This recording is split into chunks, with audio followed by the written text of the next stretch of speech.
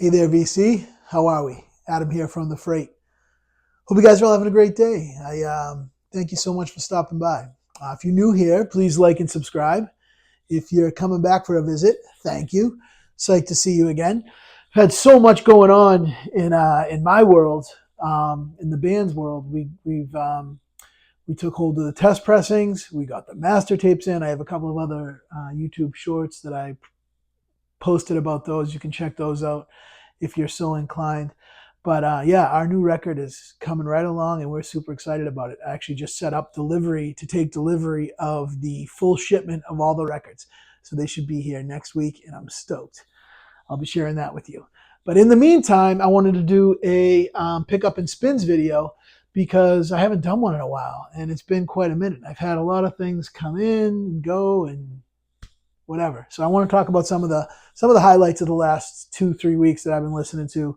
Yeah, I'm going to get right into it. This one, Ann Peebles, I Can't Stand the Rain. If you guys know Ann Peebles, I am like such a fan of hers. She's this soul vocalist from the late 60s, 70s who was just at the top of her game and set so many trends for female vocalists around this time. And she does not get the recognition she deserves. This record is fantastic. It's really awesome. This is probably one of her best known ones. It was sampled, I forget by who. It's the title song, I Can't Stand the Rain. I Can't Stand the Rain. Awesome song. You'd know it if you heard it. But her version, I mean, is obviously the version. And it's just so many song after song after song that's just like a soul banger. And this is a little bit more expensive. This is an original. I found this actually at Dark Side Records up in Poughkeepsie, New York. I took a trip up there, that area, with my family a week ago or so. And I hit up Dark Side, great place. And they had that in there. And I bought it there. So you can find them probably around $40 to $50, so a little bit more expensive. But I'm a big Ann Peebles fan, and that's one that I've been wanting for a long time. Great record. Another one I actually picked up at Dark Side, which is very much in that same vein of Ann Peebles, is Betty Davis. This is the self-titled. This was reissued. It's on that Coke bottle, clear vinyl there. This was reissued probably a couple years ago, 2-3 years ago. They still had a copy new at Dark Side, so I picked this up. This record sounds amazing. This is cut from the original tapes. That's what it says on the hype sticker. I don't know who mastered it. Didn't look that up, but it sounds great. More of that just female soul,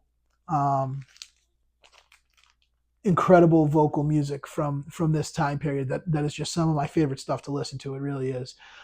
Betty Davis was she was a trendsetter in like every way. She was like a leader of the sort of female, powerful woman doing everything, being a spokesman, for all sorts of women having the same equality in their music as men do, because she was a trendsetter. She was out there talking about all these sexy things that men are talking about in their songs, except she's doing it and being a badass. And yeah, she's awesome. Definitely recommend that. I think you can still get those at like what they went for when they were released a couple years ago. So what is it, like $25 maybe? You could probably pick that up. Fantastic record. It sounds really good too. Betty Davis is awesome. This one. This I picked up for a few bucks at my local. And I picked it up honestly mainly because of the title. It's one of the greatest titles I've ever heard. And I like, it's Herbie Mann. And if you look at the title, Et tu, FLUTE, which I just think is like the funniest thing ever. Obviously, Herbie Mann, the flute musician. It's funny. Herbie Mann goes way back into the 50s, really, doing the bop thing. You know what I mean? He was a part of that, and one of the sort of main flute guys on the scene who was dedicated to the flute and playing jazz music with the flute. But as the 60s went on and into the 70s, he really embraced that kind of soul the soul side of jazz pop kind of thing. And he did a lot of covers with the flute, like that album that he's famous for is a great album, Push Push, Herbie Mann. Definitely recommend that one. This is one that's earlier. This is from, I believe, like the mid to late 60s. I want to say mid 60s because it definitely has, I would say, like cool jazz elements. Like it's definitely softer. It's not very bop, it's not hard bop style. It's in that realm. This is actually a white label DJ promo, but it was still not expensive. It was a very affordable record. 2-record set, but again, like just at 2 FLUTE. I mean, come on. That's just, I mean, does it get better than that? I'm not sure. At 2 FLUTE. Kills me. All right. This one, what a release this was. This is, again, so you guys, there's been other people doing videos on this in the YouTube world. So this is Charles Rouse, 2 is 1. This is on the Strata East label, and Mac Avenue's releasing them. And man, this is mastered by Kevin Gray from the Tapes. This record is fantastic. This came out in like a series of 3. There was 3 releases last month or a few weeks ago from Strata East, and this was one of them. I don't know the other ones. I'd have to look into them, and I might look into them because this one sounds so good. And the music on here is freaking amazing. This is a soul jazz classic. This is true soul jazz, right? This is just my opinion. This is true soul jazz to me. This, at times you feel like you're listening to, you have the soul thing clearly established in this record, but then you have times where like you swear you're listening to Coltrane. Like it's got that kind of sheet of sound thing going with the sax playing. It's really good. This one blew me away. I was not familiar with it when I bought it. I'm so happy I bought it. I love having this in the collection. It sounds amazing. The channel What Can Brown, you probably know that channel. Awesome jazz reviews. Talked about this record and some of the other ones. He can talk about it a lot better than I can in detail. But it is a fantastic record. And if you're into that world that I really enjoy, the soul jazz kind of realm, it's one of my favorites. This is fantastic. It sounds incredible. Cannot recommend this one enough. This is another one I picked up. I'm a guitar player, and I love Jeff Beck. He's one of my heroes, one of my idols. Everything he's released, I truly enjoy. Just the most unique guitar player of all time, truly, and I love Jeff Beck. So I recently on Discogs picked up, this was new and sealed, the Jeff Beck Wired Analog Productions. This came out in like 2015 or something, or 17 or something like that. But a Discogs seller was selling it sealed. I got a great deal on it, like under what they would go for new. I got a great price. I don't even remember what it was, but I remember it was a great price. It was on my want list for a while, and it popped up it's a great price, and I snagged it because it was something that I don't always see. It's such a good price. Gatefold, Wired's one of my favorite albums. I love the fusion thing. Jeff Beck is I think he's the king of rock fusion. The rock fusion world is one that I really enjoy a lot, and I think Jeff Beck did it better than anyone. And this sounds so good. This is cut by Ryan Smith. And, the first song off here has a special place in my heart. It's called Lead Boots. Lead Boots is one that when I was at Berkeley, it was one of the first pieces that got put in front of me in a guitar lab. And if you know Lead Boots, I'd have to go back and look, but it's in like 7/9 or something, a weird time signature. I'd have to go back and look. I don't remember, but it's awesome. It's such a great song, and that'll always have a special place in my heart because I knew the song, but I never realized how difficult it was to play, and it just grooves, and it's awesome. So listen to Lead Boots if you haven't heard it. It's a badass song. This next one, while we're in that kind of soul jazz world, this is a fantastic release. Okay, this came out, I want to say, around 2020-ish. Bernard Purdy Good. Kraft reissued this. This is remastered from the Tapes. This is a Jazz Dispensary Top Shelf series. Is it Kevin Gray mastered? Yep, this is Kevin Gray mastered. It sounds really great. It's Bernard Purdy doing his awesome things. Bernard Purdy's that drummer who is on everything you probably don't even know about. This dude played on everything. He was someone who played with Steely Dan on lots of Steely Dan tracks. That he's known for that Purdy shuffle, which is just this killer, syncopated thing that he gets going, and it's all over this record, and it's fantastic. Cannot recommend this one enough. This is another one that's not very expensive. You can get it for about what it came out for, and if you're into this genre of music, pick this one up. It's so good, like really top shelf good. Next, I was feeling a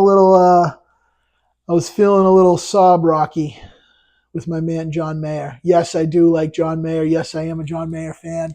I wouldn't say I'm a fanboy of John Mayer, but I do enjoy John Mayer. And Sob Rock's my favorite record of his. It's I love it. I love it. I love the 80s vibe. I love the 80s synthetic of it, the whole thing. It's even got the labels like this off pink, like 80s kind of style thing. It's so good.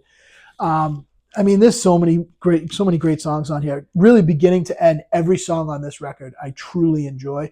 I would never skip a song on this record. I really love it. And this record sounds really good. This is a fantastic sounding record from top to bottom. Definitely recommend that. All right, couple of little thrift shop finds real quick here. Little hip hop thrift shop finds. The first one, 12-inch singles. Blackstreet, No Diggity. This one, this was like $2.99. I found it at a thrift store, and it's in really good shape. It's obviously No Diggity featuring Dr. Dre. It's got remixes of No Diggity, like 3-4 different versions, but then it also has 2 or 3 versions of Billie Jean, of them doing Billie Jean, like super 90s hip hop style, R&B style. It's awesome. It is fantastic. This is another one. I think I looked it up on Discogs. It's not an expensive thing. You can just pick it up. It sounds really good too. Like this is a really good hip hop record.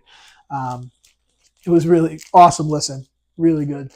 And then this is another song, Arrested Development, a band, a hip hop group that I was really a fan of back in the 90s. They had some awesome songs. This is Tennessee. What other ones are on here? This one. Yep, this one just had 3 or 4 different versions of Tennessee, but it's awesome. Sounds really great, really fantastic stuff.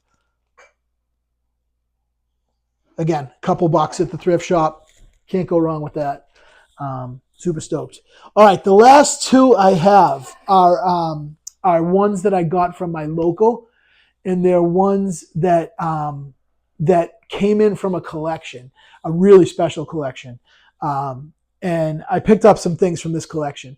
There was a lot of, this guy had owned up on the North Shore of Massachusetts, some kind of sound company.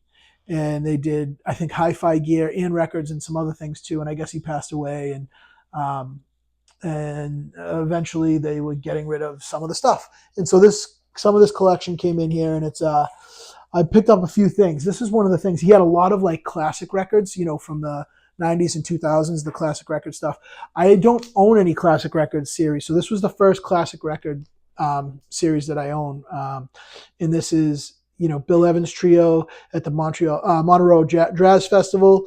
This is with Eddie Gomez and Jack DeJohnette on drums. What a beautiful recording. Again, I don't have a ton to compare it to for the classic records, but everyone raves about the classic record stuff. It goes for pretty big money. And after listening to this, I can see why. It sounds incredible, really fantastic.